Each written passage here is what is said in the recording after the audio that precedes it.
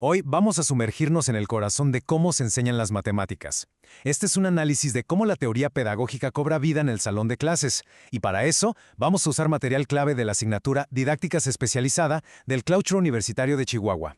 Es una mirada a fondo a esas herramientas que de verdad están transformando la manera en que se aprende.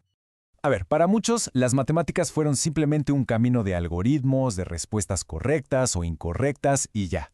Pero la didáctica moderna busca algo totalmente diferente. Quiere convertir ese desafío numérico en una exploración, en una verdadera aventura del pensamiento. Y justo ese es el punto de partida de nuestro análisis. Ok, para poder entender bien las herramientas prácticas, es clave que primero pongamos las bases teóricas. La forma en que se enseña hoy no es una casualidad, responde a una idea muy clara de cómo funciona el aprendizaje. Así que, antes de ver los juegos, hay que entender las reglas del juego, del conocimiento. Y la regla principal aquí es el constructivismo. Esta idea, impulsada por gigantes como Piaget y Vygotsky, es en realidad sencilla, pero ¡wow!, revolucionaria. El conocimiento no es algo que se vierte en una mente vacía. No, se construye. Cada estudiante es el arquitecto, y el aprendizaje ocurre al interactuar con el mundo, al enfrentarse a problemas y, por supuesto, al hablar con otras personas. Y bueno, ¿cómo se ve esa construcción en la vida real? Un modelo brillante para esto es el método Singapur. Ojo, no es solo una técnica, es toda una ruta de aprendizaje dividida en 3 fases. Todo empieza con lo concreto, tocar las matemáticas, luego pasa a lo pictórico, dibujar las ideas, y finalmente culmina en lo abstracto, el lenguaje de los símbolos. Es un viaje completito, de lo tangible a lo simbólico. Ahora sí, entremos de lleno a los ficheros de matemáticas. Esta es una colección de actividades diseñadas justo para aplicar estas teorías. Es el momento de ver cómo ese viaje de 3 fases se convierte en actividades que son divertidas y, sobre todo, significativas para los estudiantes. El viaje siempre empieza con las manos. La fase concreta es fundamental, porque ancla conceptos que podrían parecer súper abstractos en una experiencia física, algo real y memorable. Es justo aquí donde los números dejan de ser solo símbolos en una hoja y se convierten en objetos que se pueden contar, agrupar, mover. Y qué gran ejemplo de esto. En primer grado, una pregunta tan simple sobre un rebaño se vuelve una lección de cantidad. Los palitos no son solo palitos, son ovejas. Al quitarlos o añadirlos, los niños no están restando o sumando en abstracto. Están viviendo un cambio real en su rebaño. Es un aprendizaje visceral. Aquí es donde vemos la conexión perfecta entre un principio pedagógico clave y la práctica.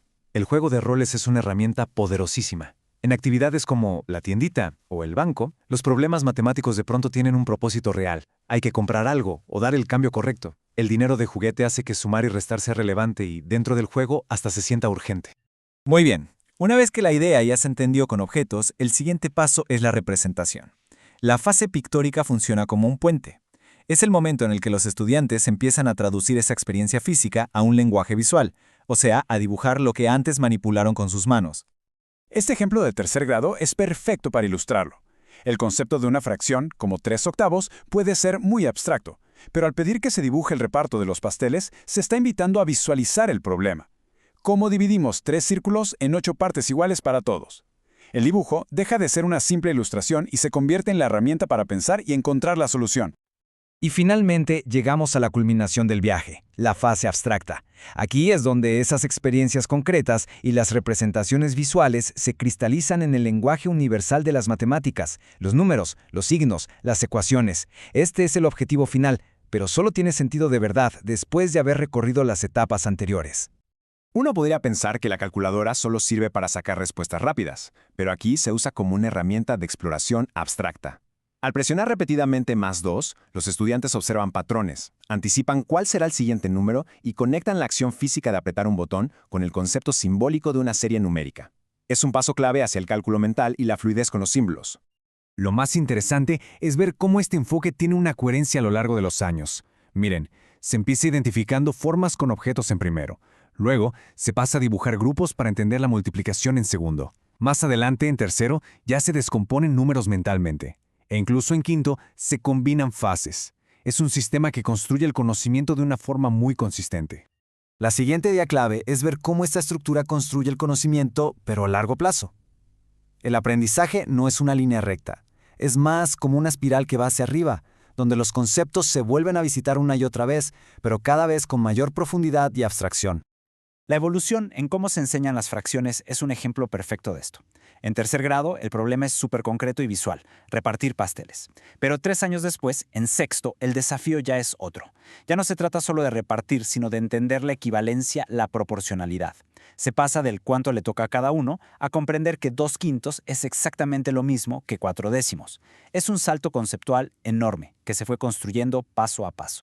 Entonces, ¿qué significa todo esto para un futuro psicopedagogo? Pues que esto no es solo una colección de actividades bonitas, es un mapa de cómo se construye el pensamiento matemático. Y la misión es aprender a leer este mapa para poder guiar a cada estudiante en su propio viaje personal. Y aquí está el punto crucial para quien se forme en psicopedagogía. El trabajo no es solo aplicar un método, sino entenderlo a fondo para poder adaptarlo. Se trata de identificar esta progresión en cualquier material, de usar el juego como una herramienta de diagnóstico y, sobre todo, de evaluar si se ha construido una comprensión real, una que vaya mucho más allá de la simple memorización de un algoritmo. Al final, el análisis de todas estas herramientas pedagógicas nos lleva a una reflexión todavía más profunda. Las técnicas son como el andamio, sí, pero la verdadera construcción es una mentalidad, una que ve los problemas no como obstáculos, sino como oportunidades para pensar, para crear y para perseverar. Fomentar esa mentalidad es, quizás, la misión más importante de todas.